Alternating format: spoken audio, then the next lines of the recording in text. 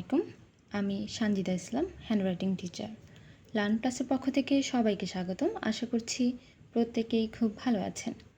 আমি আজকে আপনাদের ইংলিশ অ্যালফাবেটের ক্যাপিটাল লেটারের মধ্যে প্রথম 5টি লেটার শেখানোর চেষ্টা করব।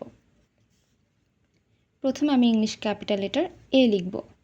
এর জন্য উপর থেকে প্রথমে আমি নিচের দিকে একটি দাগ নামাচ্ছি। এরপর এই অংশ থেকে আমি আবারও উপর থেকে নিচের দিকে একটি দাগ নামাচ্ছি। আমরা এ লেখার ক্ষেত্রে যে ভুলটি সবসময় করি যে দাগের উপরে মাঝখানে দাগটি দিই। এটি ভুল নিয়ম। মাঝখানে দাগটি থেকে কিছুটা নিচে আমাদের দাগ দিতে হয়। এই নিয়ম অনুসরণ করে খুব সহজেই এ লেখা হয়ে যায়। বি লেখার ক্ষেত্রে যেটি করতে হবে, প্রথমে সোজা একটি দাগ দিয়ে নিতে হবে। দাগটি যেন অবশ্যই সোজা হয়।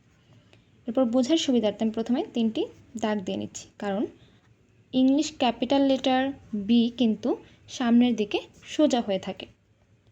আমি সামনের দিকে গোল করে মিলিয়ে দিচ্ছি, অর্থাৎ এই অংশগুলো সোজা থাকবে। আমি আবারও গোল করে এই অংশে মিলিয়ে দিচ্ছি। খেয়াল করে দেখবেন যে এই 3টি অংশ সামনের দিকে সোজা। এইভাবে আপনি খুব সহজেই বি লিখতে পারবেন। এরপর আমি সি লিখব। সি লেখাটা অনেকটাই বৃত্তের মতো, শুধু ডান পাশটি থাকে না। এই জন্য আমি দেখুন উপরের অংশ থেকে একটি বিন্দু দিয়ে স্টার্ট করছি। আমি কিছুটা লম্বা আকৃতি রাখার চেষ্টা করব। বাম দিক থেকে গোল করে এই বিন্দু পর্যন্ত এসে থেমে যাব।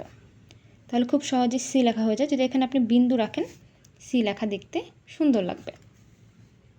আপনি যদি এটাকে আমি যদি বলি যে ডান দিক থেকে আমি মিলিয়ে দেব, তাহলেই কিন্তু এটি বৃত্ত হয়ে যায়। এই জন্যই আমি বলেছিলাম যে বৃত্তের মতো সি লেখা অনেকটা। ডি লেখার জন্য আমি সোজা একটি দাগ দিয়ে নিচ্ছি। ডি লেখার এই 2টি অংশ কিন্তু সামনের দিকে সোজা হয়ে থাকে। 2টি অংশ থেকে আমি হালকা ঢেউ করে এই অংশে সমানভাবে মিলিয়ে দিচ্ছি। তাহলে খুব সহজে কিন্তু আমাদের ডি লেখা হয়ে যায়।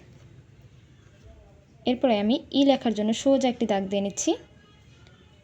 উপরে একটি অংশ বাড়িয়ে দেব, মাঝে একটি অংশ আর নিচে একটি অংশ।